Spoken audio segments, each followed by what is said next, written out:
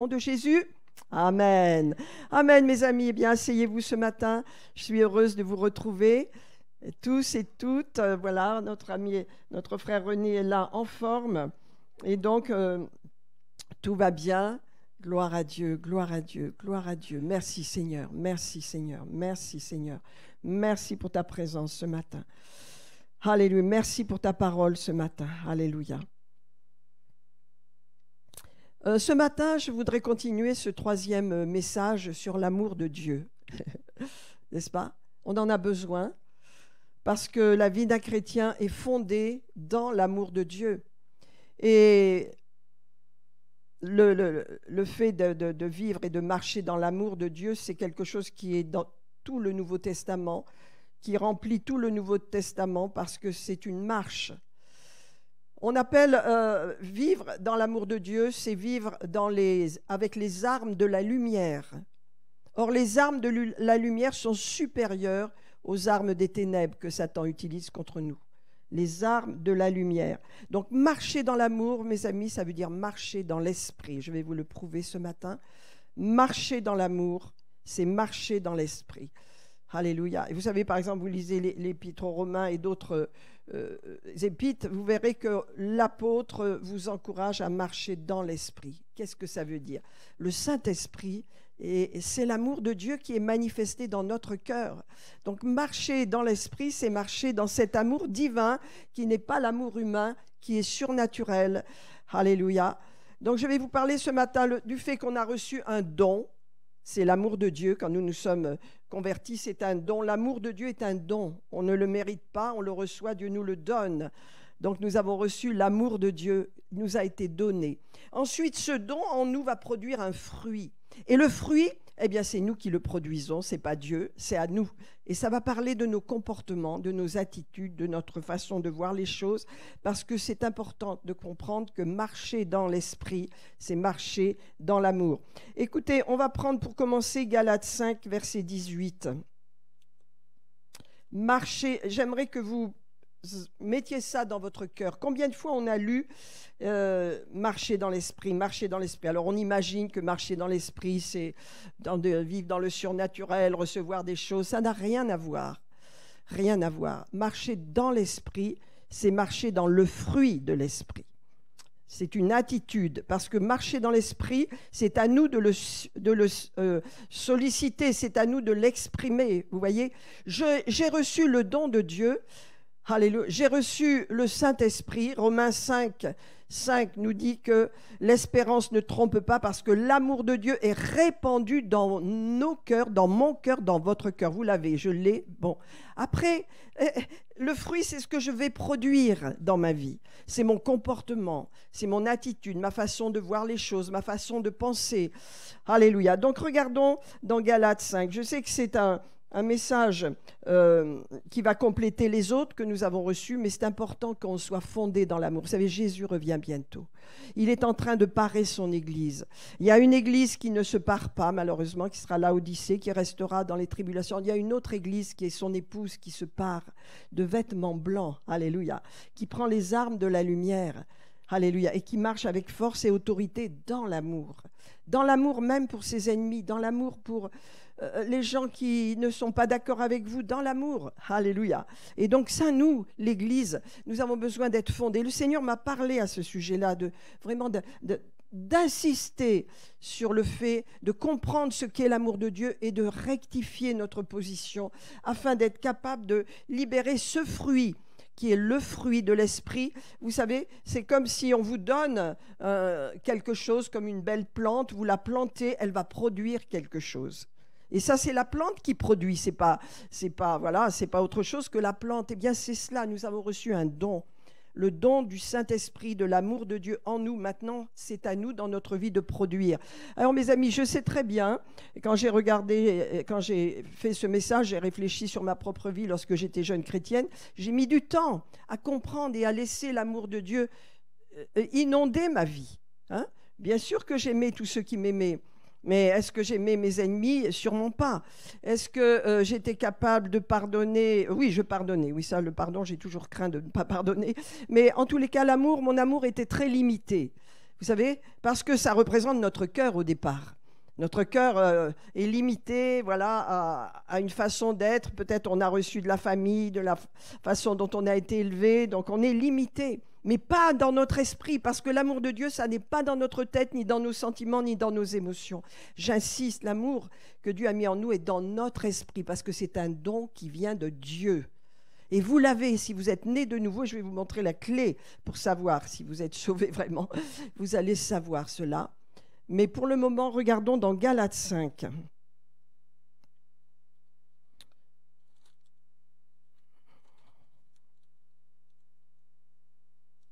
C'est juste avant les Éphésiens, le voilà. Galates 5, le verset, voilà, 16. Donc l'apôtre Paul, bien sûr, partout où il est passé, l'apôtre Jean, l'apôtre Pierre, tous ont insisté sur vivre. Un chrétien marche dans l'amour, donc marche dans l'esprit. Voyez, regardez ce qu'il dit. Marcher selon l'esprit. C'est ça, marcher dans l'amour. C'est selon l'esprit. L'esprit de Dieu en vous, en moi, est un esprit d'amour et de puissance. Amen, de force. Selon l'esprit qui n'est pas émotionnel, qui n'est pas sentimental. Alléluia, c'est important qu'on le comprenne. Vous ne le sentez pas peut-être ce matin, mais vous l'avez. Vous avez l'amour de Dieu en vous, vous l'avez. Maintenant, comment vous allez le manifester? Ça, c'est votre comportement, votre attitude, votre façon de faire des choix dans vos pensées, dans vos actions, de dire non, je refuse de réagir de cette façon-là. Je veux bénir, je veux faire du bien. Bénir veut dire faire du bien, libérer le bien. Maudire veut dire faire du mal, libérer le mal, faire du mal aux autres à travers nos paroles. Vous savez qu'il y a un passage, je crois que c'est dans Job, qui dit, non, c'est pas dans Job, et qui dit tuons-le par la parole, tuons-le avec nos paroles. Nos paroles sont meurtrières ou nos paroles sont puissantes. Nous devons donc faire des choix parce que l'amour de Dieu n'est pas attaché à nos émotions, à nos sentiments. Ça n'est pas dans notre tête que ça passe de notre cœur à notre tête. Ça vient au travers de notre esprit, au travers de notre cœur. Regardez, marcher selon, le mot selon est très important, en accord avec. Selon l'esprit, et vous n'accomplirez pas les œuvres et les désirs de la chair. Et on nous dit, voilà, tout ce qui est les désirs de la chair, on a des désirs de la chair normaux qui sont bons, on en a des mauvais. Cela, on doit faire les choix. Regardez, les désirs de la chair sont contraires aux désirs de l'esprit, donc de votre esprit. Et l'esprit en a de contraires à ceux de la chair. Ils sont opposés entre eux, afin que vous ne fassiez pas ce que vous voudriez. J'ai une volonté, vous avez une volonté, n'est-ce pas? Or, la volonté de Dieu, ce n'est pas ma volonté. Et j'ai besoin de demander à Dieu, conduis-moi dans ta volonté, Seigneur. Ta volonté est supérieure à ma volonté. Or, c'est normal qu'on réagisse, qu'on ait des façons de voir les choses, qu'on ait une volonté propre, mais quand on marche dans l'esprit, quand on marche, on ne fait pas notre volonté humaine, voyez? Vous comprenez, mes amis, ce que je veux dire? Donc, marcher dans l'esprit, c'est marcher dans l'amour divin, pas l'amour, humain. L'amour divin, c'est un don. Et lorsqu'on marche dans l'amour divin, on va libérer le fruit de l'esprit, qui est le fruit de cet amour qui est en nous et qui va toucher notre façon de penser, notre façon de réagir, notre façon de parler, notre comportement. Voilà, ça c'est nous qui le donnons, c'est pas Dieu. C'est à moi de le faire. C'est pourquoi Dieu nous regarde. Dieu veut voir son Église se parer de vêtements. Aujourd'hui, je lis, j'écoute sur YouTube très régulièrement et je prie, bien sûr. Ça s'appelle la radio des martyrs chrétiens aujourd'hui. Il y a tellement de chrétiens martyrs en Afghanistan, au Pakistan, en Iran, en Chine, partout, même en Inde. Il y en a partout. Les chrétiens souffrent, mais vous savez, ils ne renoncent pas à leur foi. Ils meurent dans les supplices, dans les difficultés, mais ils ne renoncent pas à leur foi. Il n'y a jamais eu autant de martyrs aujourd'hui sur la terre. Je vous ai dit un chiffre, si je ne me trompe pas, je ne sais plus si c'est 280 millions ou 260 millions, je ne sais plus, mais c'est des millions où les gens meurent à cause de leur foi en Christ. Vous voyez, parce que marcher par l'esprit, c'est quelque chose de surnaturel et le diable ne veut pas de cela. Il attaque partout. Il attaque cet esprit puissant, cette parole puissante qui est en nous. Pourquoi? Parce que ça détruit le royaume de Satan. Et le royaume de Satan n'est fait que de haine et de malédiction, de sorcellerie, de choses mauvaises. Vous avez qu'à lire Deutéronome 28. Vous savez, j'écoutais encore un rapport d'archéologie au Moyen-Orient. Je crois que c'est dans le pays de Canaan. Ils ont fait des fouilles. Ils ont retrouvé un culte. C'est un culte à Baal. Alors, ils ont retrouvé quelque chose de terrible. D'abord, ils ont retrouvé, descendant d'une montagne, des squelettes d'enfants de 6-8 ans qui restaient. Ensuite, il y avait une pierre avec un grand trou. Et là, il y avait sûrement, ils avaient fait du feu et ils jetaient leurs enfants dans le feu, puisqu'ils ont retrouvé des bébés, des os de bébés. Alors, vous voyez ce que demande Baal. Baal, c'est Satan. Baal, il ne veut que tuer, égorger et détruire. Mais Jésus est venu nous donner la vie abondante. N'oublions pas ça, faut les deux. Hein. Donc, ne craignons rien, mes amis, mais marchons pour Jésus entièrement. Regardez, les œuvres de la chair sont mauvaises. On ne peut pas. On en a tous, puisqu'on est charnel, tous, on est humain. Mais on a, avec l'Esprit de Dieu, la capacité, Dieu nous a donné de marcher par l'Esprit. Parce que les œuvres de la chair et l'œuvre de l'Esprit sont opposées entre eux. Pourquoi ? Pour qu'on ne fasse pas notre propre volonté, mais celle de Dieu. Amen. Quand ma volonté s'accorde à celle de Dieu, j'ai toujours une volonté. Je ne suis pas un pantin, j'ai ma volonté. Mais je dis, Seigneur, c'est ta volonté, alors je vais là. Je vais dans ta volonté. Amen. Et quand je connais la volonté de Dieu, je suis forte. Regardez, si vous êtes conduit par l'Esprit, vous n'êtes pas sous la loi. Je vous en parlerai tout à l'heure. Les œuvres de la chair sont manifestes. Et on vous l'a dit, l'impudicité, l'impureté, la dissolution, les idolâtries, la magie, les inimitiés, les querelles, les jalousies. La jalousie, ça conduit au meurtre. Hein. Les animosités, les disputes, les divisions, les sectes, l'envie des autres, on verra les 10 commandements tout à l'heure, l'ivrognerie, les excès de table et toutes les choses qui ressemblent à cela, semblables. Je vous le dis d'avance, comme je l'ai dit, ceux qui commettent de telles choses n'hériteront pas le royaume de Dieu. C'est dur, mais c'est ça. Avec Dieu, vous savez, ne fait pas exception de personne. Mais le fruit de l'esprit, alors voilà, ce que nous produisons petit à petit au fur et à mesure que nous avançons avec Dieu et que notre intelligence s'éclaire et nous comprenons comment réagir devant telle situation, devant telle personne, comment nous comporter.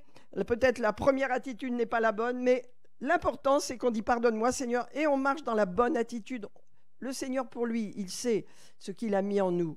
Et il sait que nous avons une nature humaine qui est attachée au péché, mais il sait aussi qu'il nous a donné un don, le don du Saint-Esprit. Amen. En nous. Alléluia. Et regardez, quel est le fruit de l'Esprit? Et ça, c'est à développer. Le fruit de l'Esprit, c'est l'amour, la joie. Alors l'amour, c'est l'amour agapé, l'amour divin. Premièrement, on l'a reçu. Il va produire de l'amour. Il va produire de l'amour autour de nous. Aime ton prochain comme toi-même, ça c'est la règle d'or. Aime ton prochain comme toi-même. Alléluia. Aime ton Dieu de tout ton cœur, de toute ta force, de toute ta puissance, de toute ton âme et ton prochain comme toi-même. C'est la règle d'or. Alors ça c'est quelque chose qui est difficile, mais qui est nécessaire. Parce que si nous marchons dans l'esprit, nous allons voir, je vais vous donner quelques exemples, nous allons voir que c'est naturel pour nous. C'est naturel. Alléluia, ça va devenir naturel. Mais il faut être éduqué. Dans les choses de Dieu, il faut être éduqué. On ne peut pas savoir comment se comporter si on n'a pas reçu la parole de Dieu. Elle est là pour nous éduquer. Alors regardez, le fruit de l'esprit, verset 22, c'est l'amour de Dieu qui va produire la joie et la paix. Ça, c'est ce que Dieu nous donne.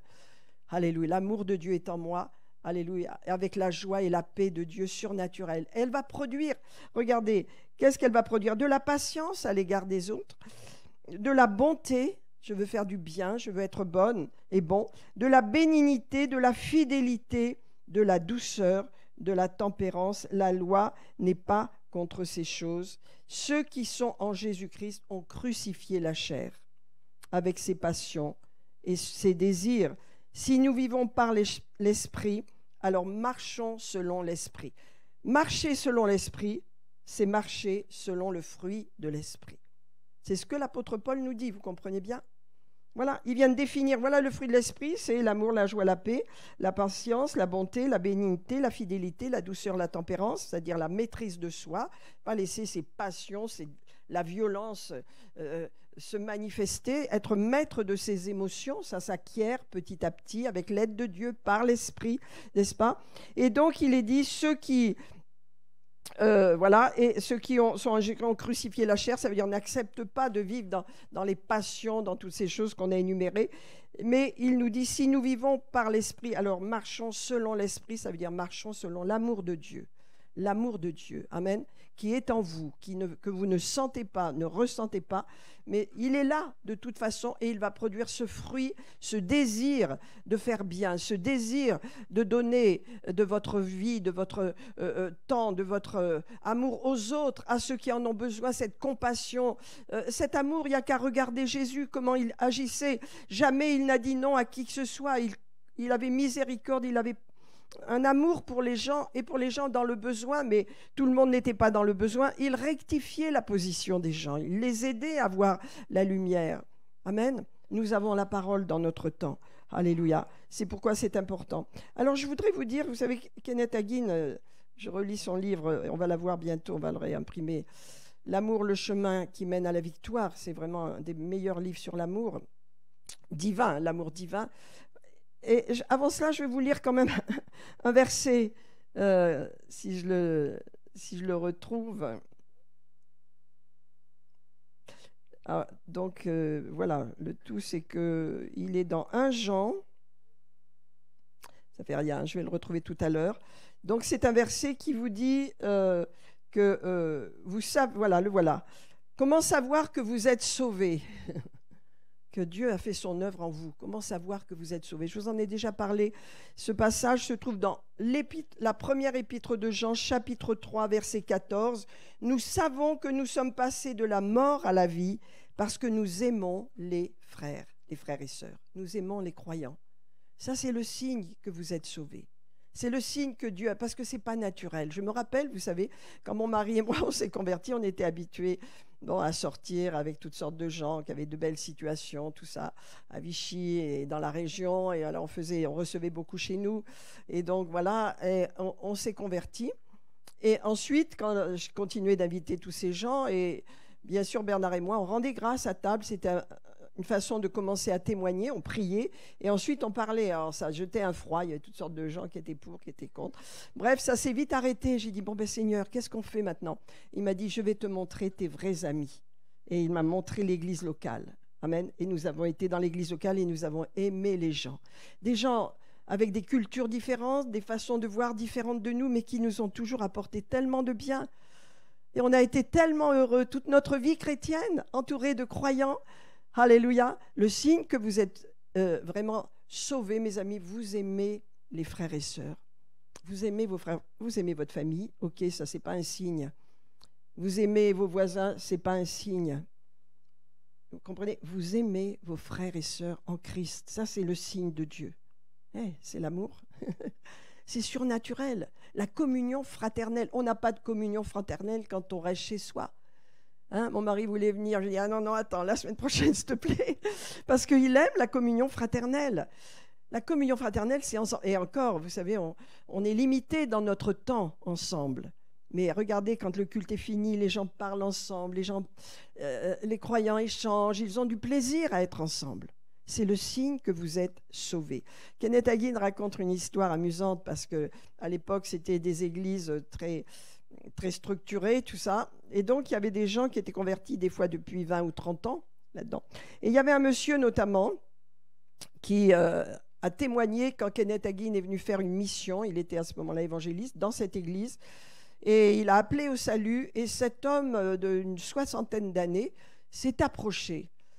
Et il a senti qu'il devait s'approcher, alors qu'il était chrétien depuis au moins 30 ans.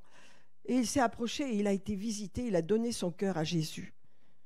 Alors, Kenneth Hagin lui dit, comment ça se fait, vous étiez déjà dans l'église, maintenant vous êtes comme un nouveau chrétien, qu'est-ce qui s'est passé? Alors il raconte, il dit, voilà, quand le frère untel commençait à donner son témoignage, et il le donnait très régulièrement, je ne pouvais pas le voir, je disais, mais il faut qu'il parte ce gars-là, je ne supporte plus ce qu'il raconte. Il avait vraiment des mauvais sentiments. Quand une autre sœur venait et commençait à louer Dieu pour les bontés que Dieu faisait dans sa vie, alors qu'il connaissait que dans sa maison, il y avait du chaos, il y avait des problèmes, il ne pouvait pas la supporter, il la jugeait mal. Et il disait, oh là là, quand je les vois, je voudrais qu'ils quittent l'église, je ne veux plus les voir, ces gens-là. Vous voyez? C'était son cœur. il a ouvert son cœur au Seigneur et il a dit, écoutez, pasteur, voilà ce qui se passe dans mon cœur. Maintenant, quand j'écoute le frère untel, je suis émerveillée. Je dis, mon Dieu, pardonne-moi, Seigneur. Ce frère est merveilleux. Il exprime l'amour de Dieu. Et voilà. Et ensuite, j'écoutais la sœur untel. Et quand je l'ai écoutée, je disais, oh mon Dieu, quelle bénédiction. Mais cette sœur, c'est vrai, elle a un problème parce que son mari a des problèmes. Elle fait de son mieux. Comment j'ai pu la juger? Pardonne-moi, Seigneur. C'est le signe. Et vous savez, dans votre cœur, si vous avez du jugement, de la critique, des mauvais sentiments sur quelqu'un ou pas. Si vous êtes sauvé, vous n'avez pas ce genre de mauvais sentiments. Voyez, est-ce que ça vous parle ce matin? Vous savez, quand on est charnel, avec Bernard, on a été plusieurs années dans une église. C'était charnel dans la mesure où, voilà, il voulait nous monter en épingle parce que Bernard avait une belle situation, alors qu'on était des bébés en Christ. Les gens voulaient parler constamment contre le pasteur. Il y avait des jalousies, des conflits. Les gens... Ça, c'est pas notre église, c'est pas notre vie à nous. Hein. Mais il y avait ça dans certaines églises à l'époque, je vous parle d'il y a des années. Et donc, c'était très douloureux. C'était très douloureux pour nous parce qu'on n'avait pas de repères et c'était difficile. Et on sentait que c'était pas bon, on ne voulait pas ces choses-là. Il y a des églises qui peuvent être charnelles, mais nous ne voulons pas être charnels. Jésus revient bientôt, c'est plus le moment d'être charnel. Parce qu'à un moment donné, on va partir. Et ça, vous savez... que vous le vouliez ou non, si vous êtes prêt, vous partez. Si vous n'êtes pas prêt, vous ne partez pas, parce qu'avec le Saint-Esprit, c'est comme ça.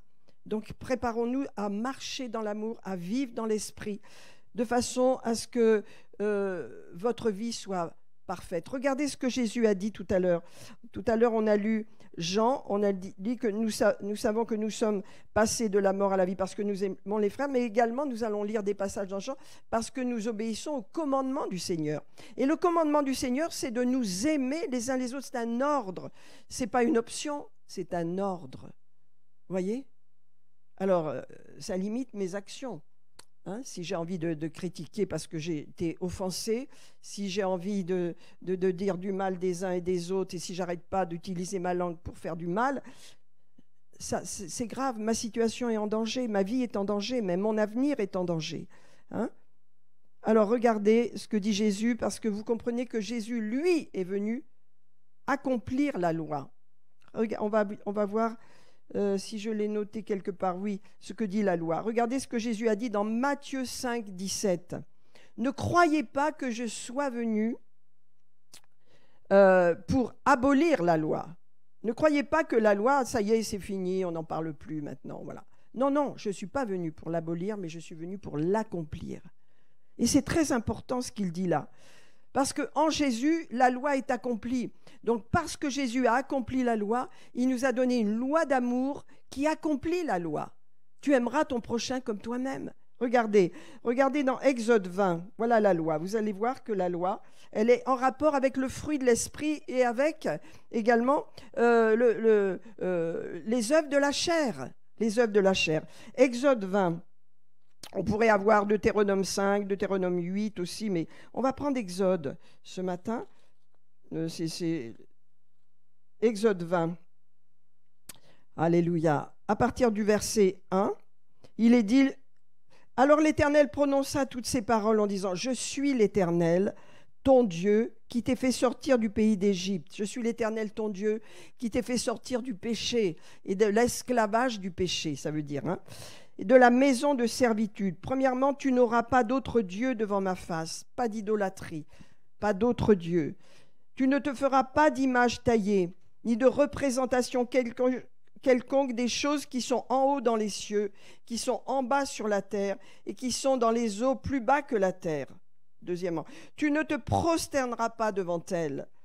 Tu ne les serviras pas, car moi, l'Éternel, ton Dieu, je suis un Dieu jaloux, qui punit l'iniquité des pères sur les enfants jusqu'à la 3e et la 4e génération de ceux qui me haïssent, mais qui fait miséricorde jusqu'en 1000 générations à ceux qui m'aiment et qui gardent mes commandements. Tu ne prendras pas le nom de l'Éternel, ton Dieu, en vain, car l'Éternel ne laissera pas impuni celui qui prendra le nom de l'Éternel en vain, celui qui méprise le nom du Seigneur. Hein. Souviens-toi du jour du repos pour le sanctifier, pour le séparer de tes jours de travail.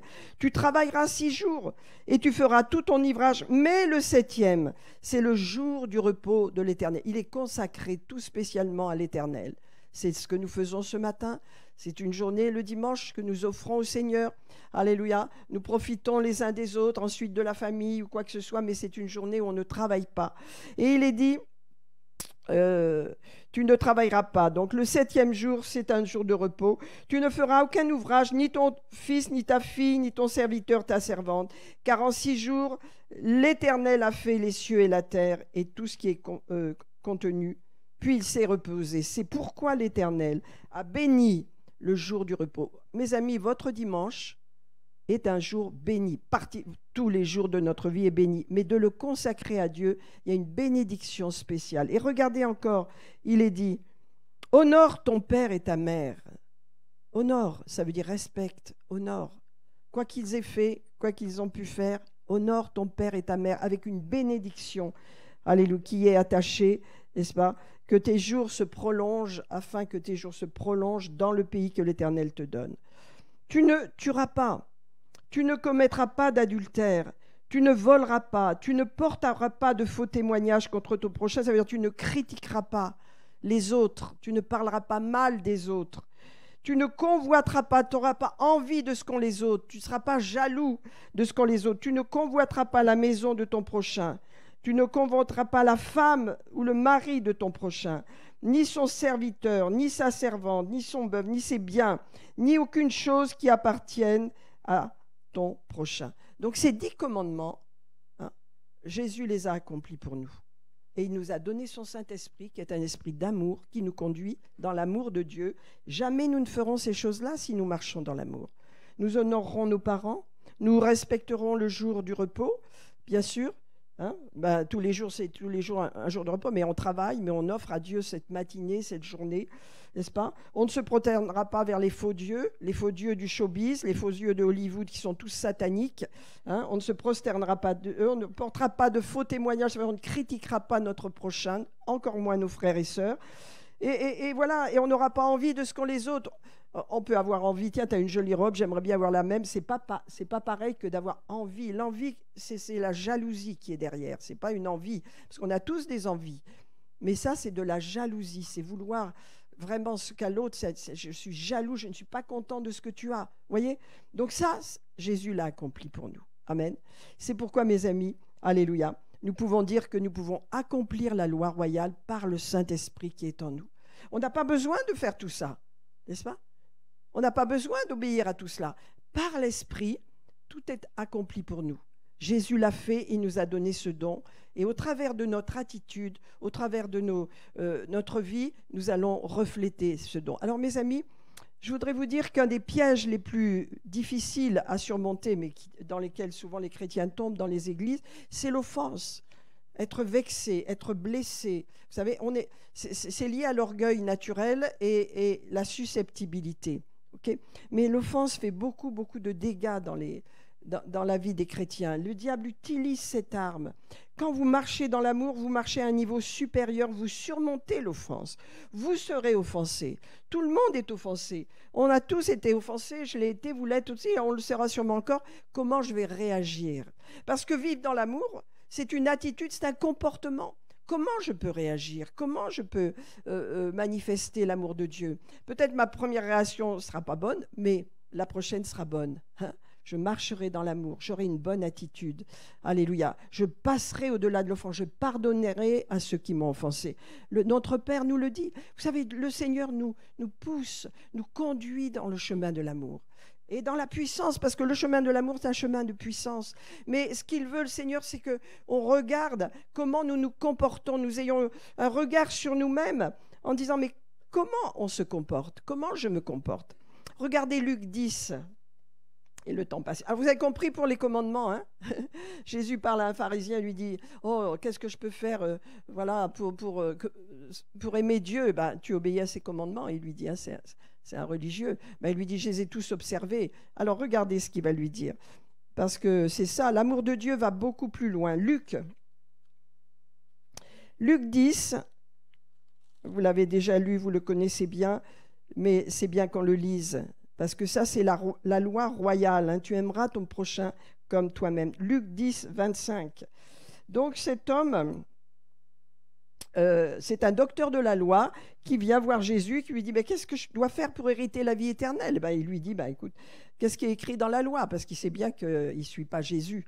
Donc il lui parle, il le remet sur la loi. Il lui dit, voilà, tu aimeras ton prochain de tout ton cœur, de toute ta force, et etc.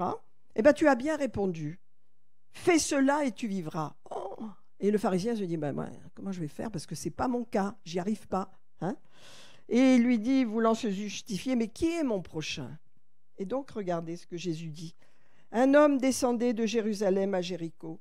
Il tomba au milieu des brigands qui le dépouillèrent, le chargèrent de coups, et ils s'en allèrent, le laissant à demi-mort. Alors, un sacrificateur passa, et il passa outre. Voilà. Le Lévite aussi arriva dans le lieu, l'ayant vu, passa outre. Mais un Samaritain, ça veut dire un pécheur qui a été sauvé par Jésus. C'est Jésus le Samaritain, bien sûr, mais c'est aussi nous. Hein? Un Samaritain qui voyageait. Parce que Jésus a dit, il n'y a pas de place pour moi sur cette terre. Je n'ai pas un lieu pour reposer ma tête. Je ne peux pas m'arrêter. Je suis de passage. Ma destinée, c'est le ciel. Quand j'aurai accompli tout ce que j'ai accompli, la mort et la résurrection sur la croix, alors je peux vous donner tout ce que j'ai acquis. Cette victoire, elle est la vôtre. Maintenant, vous êtes ces Samaritains. Vous êtes ces gens. Vous avez cet amour de Dieu dans votre cœur. Et il dit, regardez, un Samaritain qui passait. Il voyageait, il était là pour continuer son chemin, tandis que les autres allaient d'un endroit à un autre, vous voyez. Dans la vie, mes amis, nous devons considérer que nous sommes en voyage, parce que notre cité, elle est en haut, c'est le ciel. Le royaume de Dieu, c'est notre cité. Donc nous sommes sur la terre, ambassadeurs de Christ, représentant Christ. C'est pourquoi l'amour de Dieu, on en a besoin davantage, Seigneur, de ce don que nous voulons exprimer au travers du fruit de l'Esprit dans notre vie, parce que c'est ainsi que les gens verront que nous sommes chrétiens. Et on a une mesure, bien sûr, de ce fruit dans notre vie, mais je pense que Dieu veut nous donner plus. Il ne veut pas nous donner, il veut tout donner, mais veut nous apprendre à donner plus, à entrer plus dans la dimension de ce fruit qui est en nous et qui a besoin d'être manifesté par nous. Ne priez pas pour que Dieu vous donne plus, il vous a tout donné, vous avez l'amour de Dieu. Maintenant, demandons à Dieu de manifester ce fruit en lisant Galates 5, 22, comme on l'a lu tout à l'heure. Hein, le fruit de l'esprit, c'est l'amour, la joie, la paix, la patience, la bénignité, la bonté, la tempérance, etc., la maîtrise de soi. Toutes ces choses que Dieu nous aide à les libérer. Et quand vous priez ce verset, je vais vous dire, l'amour de Dieu le fruit de l'esprit va se manifester dans votre vie. Alors cet homme, il passe, et qu'est-ce qu'il voit? Il est ému de compassion, parce qu'il voit cette personne blessée. Blessé, vous pouvez être blessé dans votre âme, blessé dans votre physique, blessé dans votre cœur. Mais voyez, la blessure, les souffrances, ce sont les souffrances. Aujourd'hui, les gens ont plus de souffrances mentales, hein, c'est vrai, dans leur âme, dans leurs émotions, ils sont plus blessés que physiquement. Mais quand les gens sont blessés dans leurs émotions, Jésus a compassion. Jésus a compassion. Regardez, il s'approcha. Il fut ému de compassion, il banda ses plaies, il versa de l'huile et du vin, puis il le mit sur sa propre monture et le conduisit dans une hôtellerie, dans un lieu sûr, c'est l'église locale bien sûr, et il prend soin de lui. Et le lendemain, regardez, ça c'est l'histoire, on ne va pas parler de ça, mais 2 deniers, 2000 ans d'église, alléluia. Il donna à l'autre et il dit, aie soin de lui et dépense ce que tu dépenseras de plus, je te le rendrai à mon retour. Mes amis, ce que nous donnons aux autres, Dieu nous le récompensera à son retour. C'est Jésus qui parle là. Et il dit, lequel de ces 3 te semble avoir été ton prochain? Eh bien l'autre, il dit, bien sûr, c'est le Samaritain. Alors il lui dit, écoute, va, toi, et fais de même. Et ça nous parle, vous savez, ça nous parle. Il y a des situations où on peut se trouver devant un brigand, je veux dire, ou quelqu'un blessé. Comment on va réagir? Est-ce qu'on va passer outre ou est-ce qu'on va laisser cette compassion qui est en nous se manifester? Donc, vous voyez, ça, c'est la loi royale, la loi que le Seigneur a mis dans nos cœurs. Alléluia. Et donc, regardez, je voudrais vous lire Jacques 2, de 8 à 9. Et vous savez, vous pourriez lire l'apôtre Pierre, vous pourriez lire tellement de belles choses sur cet amour. Le Nouveau Testament, c'est une marche dans l'amour divin. Je vous parle de l'amour divin. Ah oui, je vais vous le lire. L'amour divin, comment il se manifeste. Alors regardez la loi royale. Si vous accomplissez la loi royale selon l'Écriture, la voilà, 2 points. Qu'est-ce que la loi royale? Tu aimeras ton prochain comme toi-même. Alors vous faites bien. Mais si vous faites exception de personne, ça veut dire si vous choisissez quelqu'un parce que vous trouvez que cette personne est mieux que l'autre, ou si vous faites des divisions, tout ça, dans l'Église, c'est pas bon. Il dit, si vous faites exception de personne, vous commettez un péché et vous êtes condamné comme transgresseur de la loi. Amen. Donc la loi royale, retenez cela, mes amis. Alléluia, tu aimeras ton prochain comme toi-même. C'est une loi royale. Quand nous restons dans ce chemin, que nous n'avons de conflit avec personne, que peut-être vous êtes dans des conflits, mais que vous pardonnez, vous n'entrez pas dans vos émotions, dans le conflit, vous êtes en sécurité. Amen. Vous marchez par l'esprit. C'est ça. Marcher dans l'amour, marcher dans l'esprit, c'est la même chose. Et ça, il faut bien le mettre dans son cœur. Alléluia. Parce que c'est cela. Regardons pour terminer 1 Corinthiens 13. Parce que 1 Corinthiens 13, c'est les caractéristiques de l'amour divin. Comment l'amour divin se caractérise. Vous verrez que c'est une attitude, c'est une façon d'être que nous avons à développer. Je ne dis pas qu'on est parfait aujourd'hui. Moi-même, je ne me dis pas comme parfaite, mais je tends à l'être. Je veux l'être parce que je reçois instruction de la parole de Dieu et je sais que dans ma nature humaine, je vais faire l'opposé de ce que Dieu attend de moi. Donc c'est pourquoi tous les jours, je dis Seigneur que dans cette journée, je fasse bien ta volonté. Parce que ta volonté pour moi, elle est bonne, elle est agréable et elle est parfaite. Amen.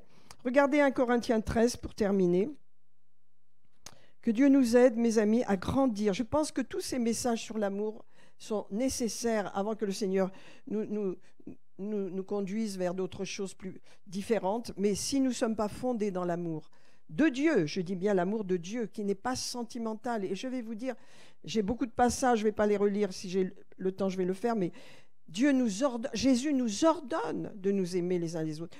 Jésus nous ordonne d'aimer nos frères. C'est un ordre. Vous les trouverez dans Jean 13, 14, dans 1 Pierre, dans Jean 15. Je vais vous en lire un tout à l'heure. Mais regardons maintenant 1 Corinthiens 13. Il y a les dons. Vous savez ce que j'aime bien, c'est ça. C'est qu'avant, vous avez les dons spirituels, 1 Corinthiens 12. Ça, c'est quelque chose que vous recevez. Ce n'est pas quelque chose que vous donnez. Vous recevez. Vous avez reçu le don du Saint-Esprit, vous avez reçu le baptême du Saint-Esprit. Avec le baptême du Saint-Esprit, on en parlera plus tard, nous avons reçu les dons du Saint-Esprit. Mais attention, ça ne suffit pas. Vous savez, Jésus a dit, celui qui me dit Seigneur, Seigneur, n'entrera pas tous ceux qui me disent Seigneur, Seigneur, qui font des choses pour moi, n'entreront pas tous dans le royaume de Dieu, seulement ceux qui font la volonté de mon Père.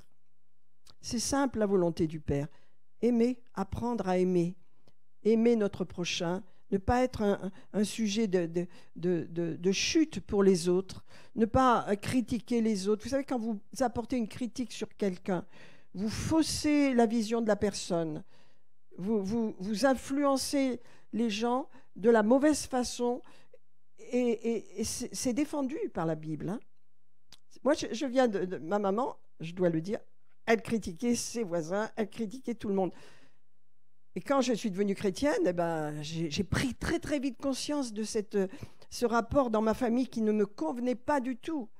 Et vraiment, j'ai demandé au Seigneur de m'aider parce que j'aimais l'Église, j'aimais les croyants, à ne pas critiquer. Et j'avais autour de moi des chrétiens qui critiquaient le pasteur. Dieu m'a gardée et m'a appris. Je n'étais pas parfaite, mais Dieu m'a appris. Mes amis, apprenons de Dieu.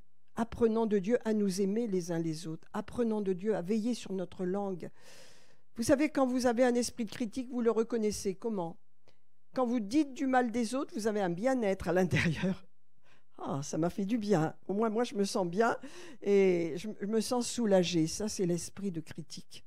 Et c'est un péché, c'est un péché. Il faut se repentir. Que Dieu purifie notre langue. Que nous ne critiquons pas notre famille, que nous ne critiquons. Et quand je dis critique, c'est émettre des jugements, c'est penser du mal sur les autres. Tout est pur à celui qui est pur. Nous sommes purs, nous sommes enfants de Dieu. Nous avons le Saint-Esprit. Le fruit de l'Esprit, nous le libérons au fur et à mesure que le Saint-Esprit nous éclaire et nous aide. On marche dans la lumière. On est dans la destination. On a de la bonne volonté. Alors, les dons de l'Esprit, c'est ce qu'on reçoit de Dieu. Ça n'a rien à voir avec le fruit de l'Esprit qui est l'amour divin. Et vous avez tout de suite après, verset 31 de 1 Corinthiens 12, « Aspirez aux dons les meilleurs. Et je vais vous montrer une voie plus excellente, supérieure aux dons. C'est une voie, c'est un chemin plus excellent. » Regardez ce verset 31, il est très important. Alléluia. Je vais vous dire, l'amour divin n'est pas lié à nos émotions. Si vous pensez que vous vous trompez, l'amour divin, tout ce que Dieu nous demande, c'est lié à notre volonté. C'est pour ça que ça ne plaît pas à tous ceux qui aimeraient qu'on passe des heures sur les comment on appelle ça, les cures d'âme et passer notre temps à écouter des trucs et des machins et jamais se lever dans la foi. L'amour de Dieu, ce n'est pas lié à nos émotions. C'est un acte de ma volonté. C'est un acte de foi. Un acte de foi. Je décide de marcher dans l'amour. Alors j'ai des problèmes, bien sûr, et je peux en parler au pasteur ou à quelqu'un, je peux en parler et prier. Et Dieu va me guérir, absolument. Mais, je décide. Quand je marche dans l'amour, je grandis. Alléluia. Je me sens en accord avec moi-même et j'ai une conscience qui est apaisée. J'ai une bonne conscience. Une bonne conscience. L'apôtre Paul dit, je me sens coupable de rien. J'ai une bonne conscience. Je fais le mieux que je puisse faire. Voyez ? Est-ce que je vous aide ce matin ? Ça vient de mon cœur parce que c'est ma vie. C'est quelque chose que... J'ai changé, je n'étais pas parfaite. Même quand j'ai commencé le ministère, je n'étais pas parfaite. J'ai appris. Mais vous voyez, ce qui compte, c'est d'apprendre. On n'est pas parfait du jour au lendemain. On l'est par la foi, mais on a la marche à faire. Ça, c'est quelque chose d'important. Regardez, quand je parlerai les langues, etc., quand j'aurai les dons de prophétie et toute la science des mystères, toute la connaissance, si je n'ai pas l'amour, enlever le mot charité, c'est faux. Charité est un acte vis-à-vis des autres. L'amour divin, c'est le mot juste. Si je n'ai pas l'amour, je ne suis rien.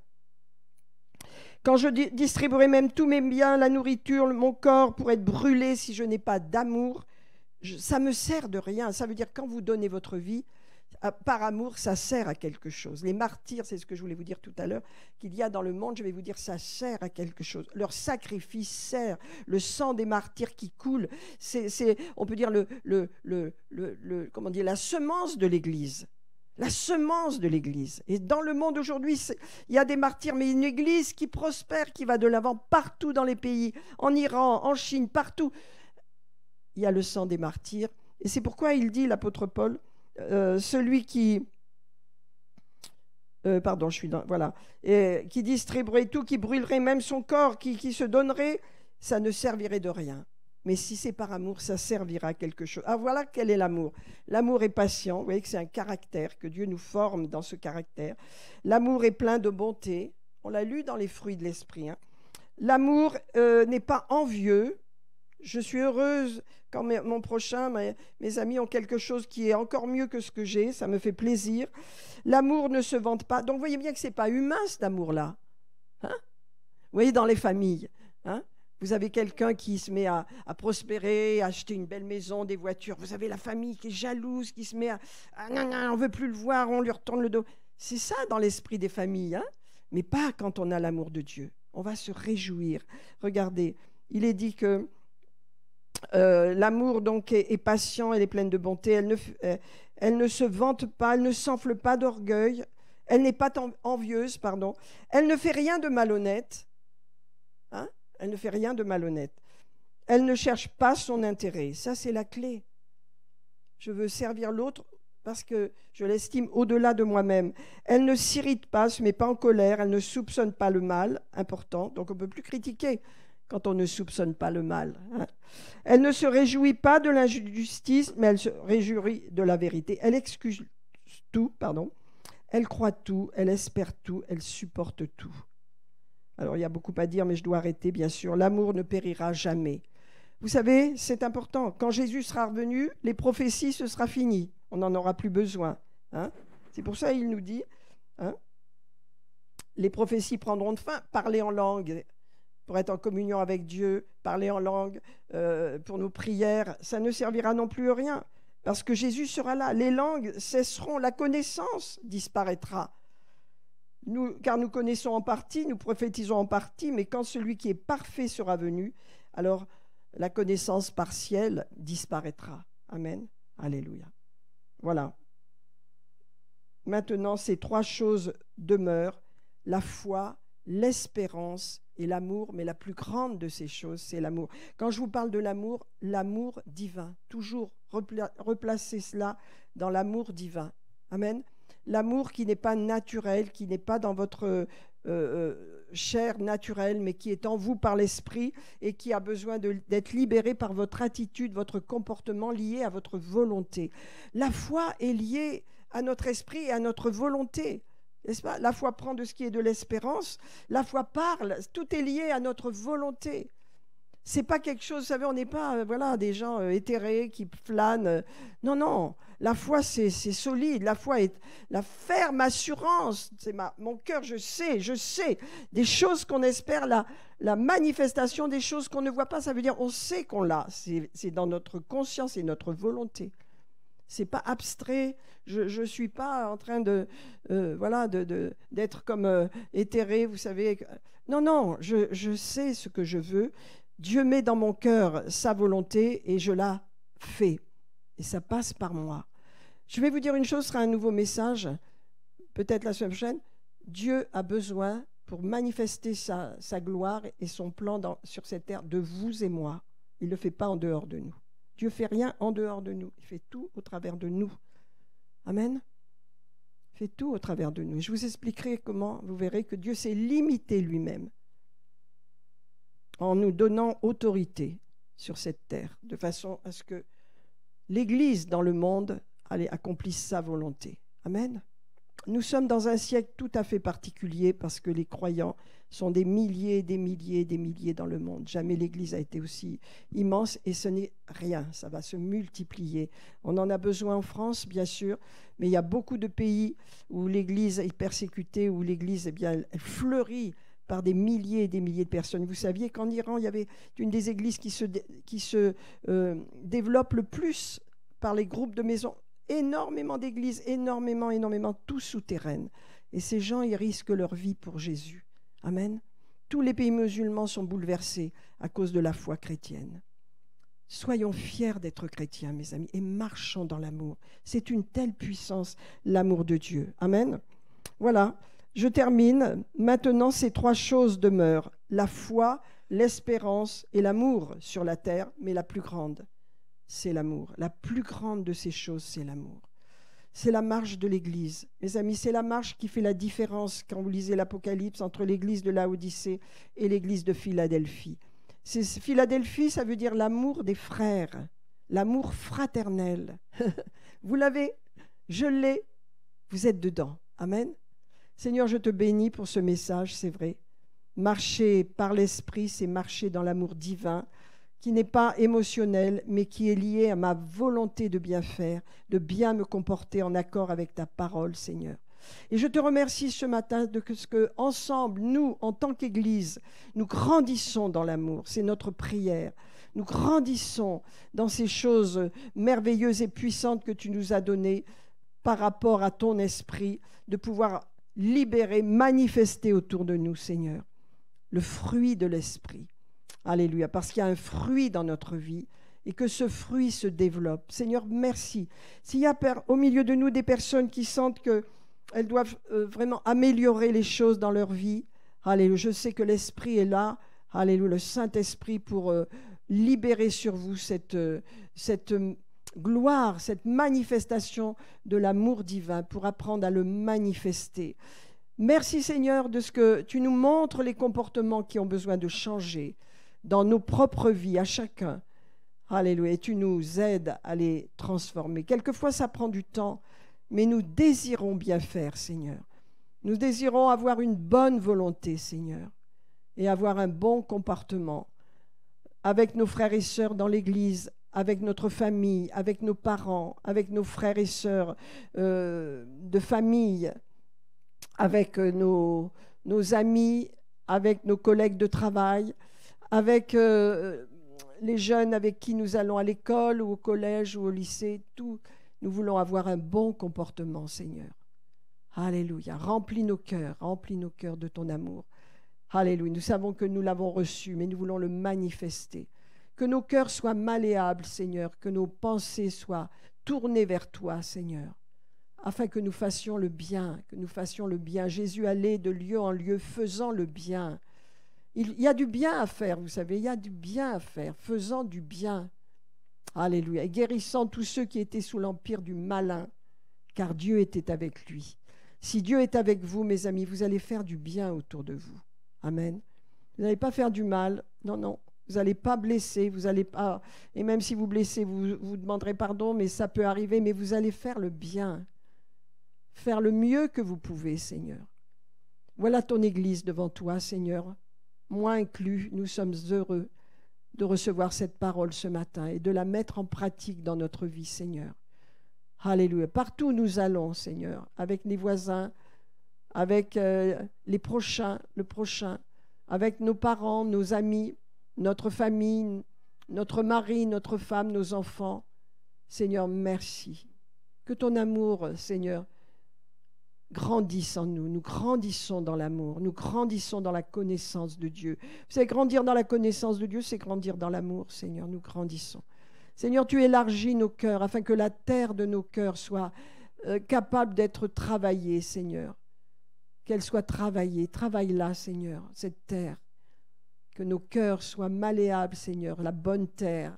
Enlève les ronces, Seigneur. Enlève les mauvaises racines, les mauvaises herbes, Seigneur. Arrache-les par ton esprit.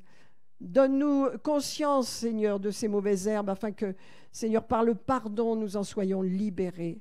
Vous savez, j'ai cette parole qui dit « Faites mourir par l'esprit les œuvres de la chair. » Par l'esprit. Demandez au Saint-Esprit. Demandons ensemble au Saint-Esprit afin qu'il n'y ait pas de ronces dans nos cœurs, qu'il n'y ait pas de choses qui blessent les autres et qui nous blessent également, Seigneur. Oh, merci, Papa. Continue de te révéler à nous, Seigneur. Nous grandissons. L'Église grandit. Elle se pare, elle s'habille des vêtements de lumière, Seigneur. Alléluia. De l'amour de Dieu, comme l'Église de Philadelphie. Elle est puissante. Elle grandit, Seigneur, dans la connaissance de Dieu, dans la connaissance, Seigneur, de Jésus qui nous a tout donné, dans le fruit de l'Esprit, qui est l'amour, la joie, la paix que nous avons reçu, qui va produire toutes ces bonnes choses, de caractère divin en nous, comme Jésus. Nous nous approchons de l'image de Jésus, Seigneur. Tu le fais ce matin, Seigneur, pour chacun de nous. Je t'en remercie, Seigneur, je t'en remercie, Père. Oh, alléluia, alléluia. La présence de Dieu. Gloire à Jésus, gloire à Jésus. Seigneur, dans chaque foyer où il y a du tumulte, maintenant tu amènes ta paix. Libère tes anges de paix, de pardon. Alléluia. L'amour de Dieu triomphera de toute mauvaise œuvre. L'amour de Dieu est plus puissant. L'amour de Dieu ne faillit jamais. L'amour de Dieu en nous triomphera toujours. Il ne faillit jamais, vous voyez, il n'échoue jamais, ça veut dire. Si vous marchez dans l'amour, vous n'échouerez jamais. Vous ne serez jamais, jamais, jamais en échec. Parce que Jésus vous montrera le chemin et il combattra pour vous. Amen. Alléluia. Ne cherchez pas à vous venger vous-même. Ne cherchez pas à vous justifier vous-même. Le Seigneur vous justifiera en son temps. Alléluia. Jésus a dit « À moi la vengeance, à moi la rétribution ». Alléluia. Ne vous vengez pas vous-même. Bénissez vos ennemis. Alléluia. Bénissez ceux qui vous persécutent. Priez pour ceux qui vous font du mal et qui vous persécutent. Priez pour eux, mais ne les maudissez pas. Ne maudissez pas.